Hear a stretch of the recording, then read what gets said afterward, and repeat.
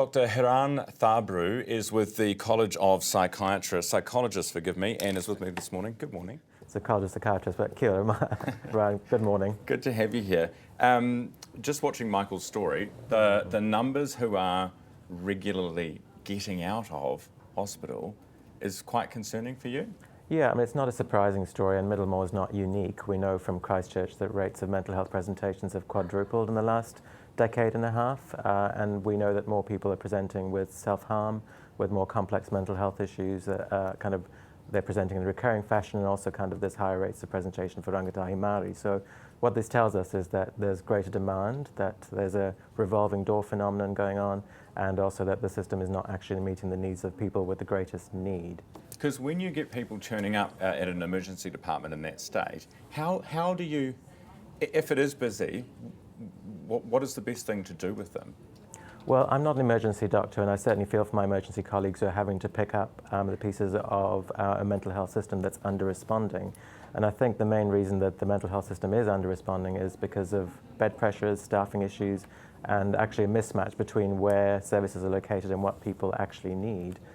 We know that we've got one of the lowest number of inpatient beds per capita in this country compared to similar countries, and they're operating at 100% occupancy these days, to the extent that you have to be extremely unwell to get into hospital. You're discharged before you're really fully well because the bed's needed for somebody else.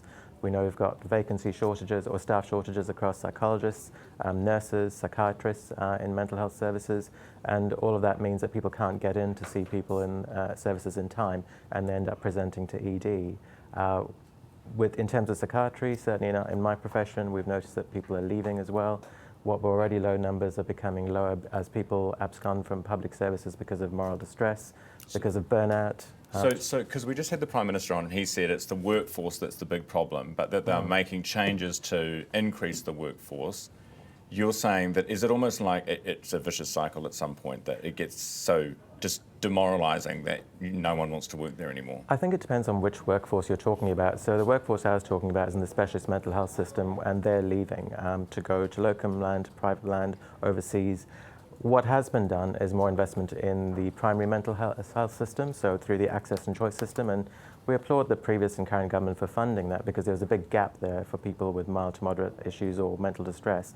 But what we've seen since COVID in recent years is there's not just an increase in mental distress, there's also an increase in rates of serious mental illness, more complex mental illness, and that requires more than just general counselling or brief primary mental health care. It requires specialist mental health care by trained professionals, and that is not being addressed.